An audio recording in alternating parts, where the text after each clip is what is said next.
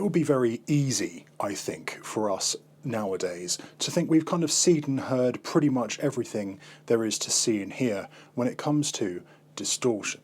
You know, we've got thousands and thousands of little green boxes that effectively all do pretty much the same thing. They clip your signal, and then you've got some other more fancy, slightly different boxes that do stuff like this, the Game Changer Plasma Coil, one of my personal favourites, that absolutely annihilates your sound into lightning, literally. And then something like this, the Teaching Machines Fuzz Billion, that gives you control of all of those kind of parameters and allows you to go from everything from that kind of tube screamery distortion all the way up to total sonic annihilation. If you're anything like me, though, you are constantly looking to push the distortion horizon, ever inspired by Mick Gordon's 2016 and follow-up 2019, I believe, Doom soundtracks. One pedal really stands out whenever Mick Gordon starts talking about Doom, and that is the WMD Geiger Counter. The Geiger Counter effectively is a wave-shaping distortion with kind of sample rate and bit crush reduction. As I understand it, there's actually a little 8-bit computer in here doing all of our processing, which is really, really cool. Effectively, you have got an analog preamp in here, which allows you to do gain. Gain is always on. The tone stack here is actually enabled and disabled using this switch here. The reason for that is that when you enable it, there's quite a bit of volume loss, which changes the amount of gain hitting the wavetable, which in turn changes the character you get from the wavetable. So it's advantageous to be able to switch that on and off on a whim. You have got a sample rate knob, which does exactly what it says, all the way up. I think you're at about 52,000 hertz in terms of the sample rate. You start bringing it down, you can go all the way down to, I believe, somewhere in the region of 200, so you can get properly crunchy, and a bit depth knob that does pretty much the same thing here. You can adjust your bit depth from nice crystal clear all the way down to Super Mario. We also have a wavetable switch here that allows you to cycle through 252 separate wavetables, all of which are visible in the manual, which I will put up on screen in a second, and a volume knob. You also have this bits and mask switch right here. In bits mode, it's a bit crusher. In mask mode, I don't understand how this works, but your signal is filtered through a number from 0 to 255, which gives you all kinds of really interesting stuff. You may notice here it says push mode under here. If I push the wavetable button, I have these LEDs here which can light up. The bit depth LED being red indicates whether or not it is before or after the wavetable distortion is applied, and the sample rate knob being lit up just there indicates how fine my control of the sample rate is, which is actually surprisingly useful because I found a lot of it is kind of in this sort of range right there is where things get really cool, at least to my ear. That's enough chatting away. I have the Game Changer Audio Motor Synth Mark 1 out right here. We're going to get a sequence going, and then we're going to completely and totally obliterate it.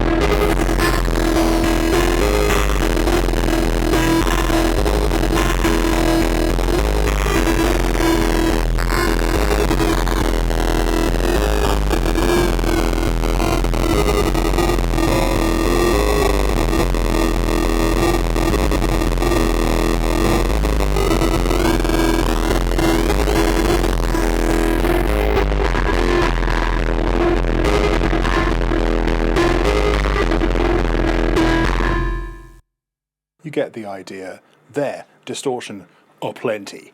The bit depth and sample rate controls add a really cool different dimension. I especially find that as you bring the sample rate down, you find kind of, I don't really know what to call them, I don't know what the technical term is, I would guess I would kind of call them resonant frequencies. You find frequencies as you bring the sample rate down that really work with your source, whatever that source may be, and that allows you to kind of accentuate different frequencies on your way down. I guess you're kind of hitting harmonics maybe as you go down. If somebody's smarter than me, pop it down in the comments because I'm actually really curious to know what's happening there.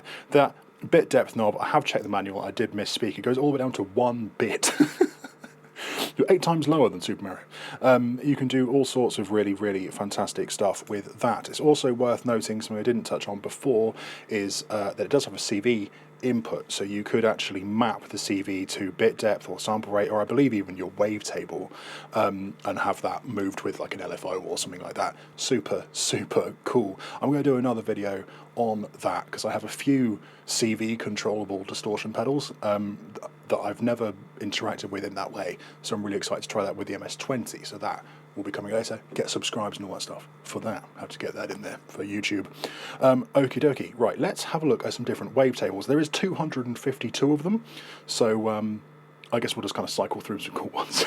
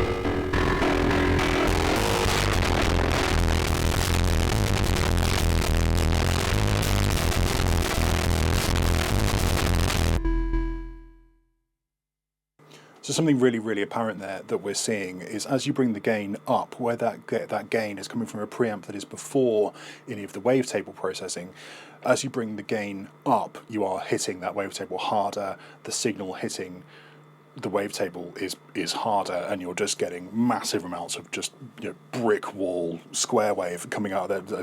Solid compression. What is really, really cool though that I've found while I was tweaking there is if you bring the gain right down, it cleans up in quite an interesting way, and the dynamic of your signal starts to really come through, and you can kind of hear the wavetable coming into effect on the kind of the peaks, whereas the valleys stay clean. It's really interesting. I'm just going to try something while we're here actually. I'm going to put like kind of a warbly lead type thing through it with the same sequence and just kind of see what happens there, because it might be quite cool.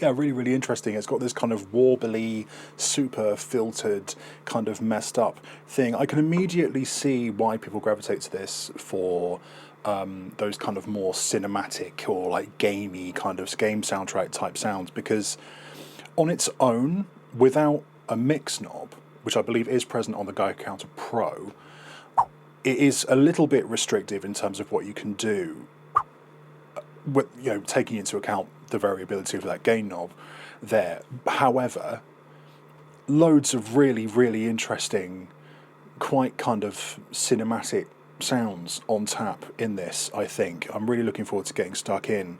You can really, really tell that there's a lot of really, really interesting things happening in here. Let's have a look at some more wavetables, and then I want to check out the bits and mask switch just there. We have got both of those lit up, so let's just change it. Let's mix it up a little bit. There we go. We got the order back in. Actually, I'll leave the sample rate control on, because the sample rate, remember when the sample rate LED is red, it means we have finer control over the sample rate there. Really cool stuff there as well. Let's have another play with some more wavetables, and then we will get stuck in on the knobs. That's the motor synth waking up.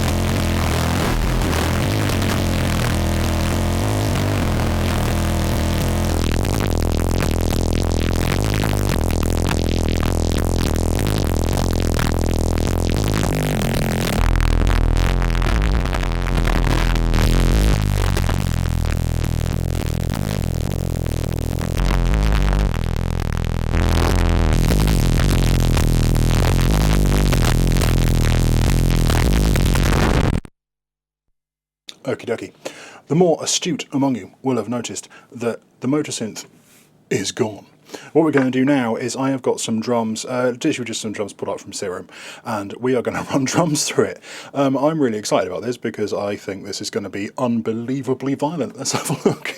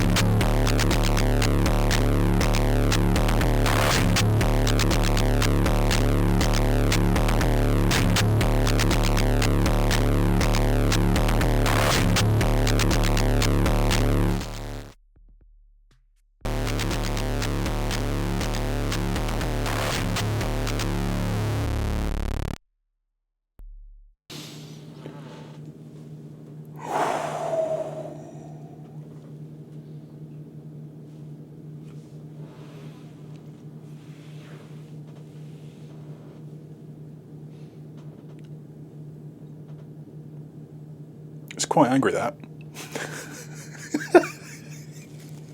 Those wavetables are really, really powerful. I got immediate Doom vibes. I think it was wavetable 6D with the gain down.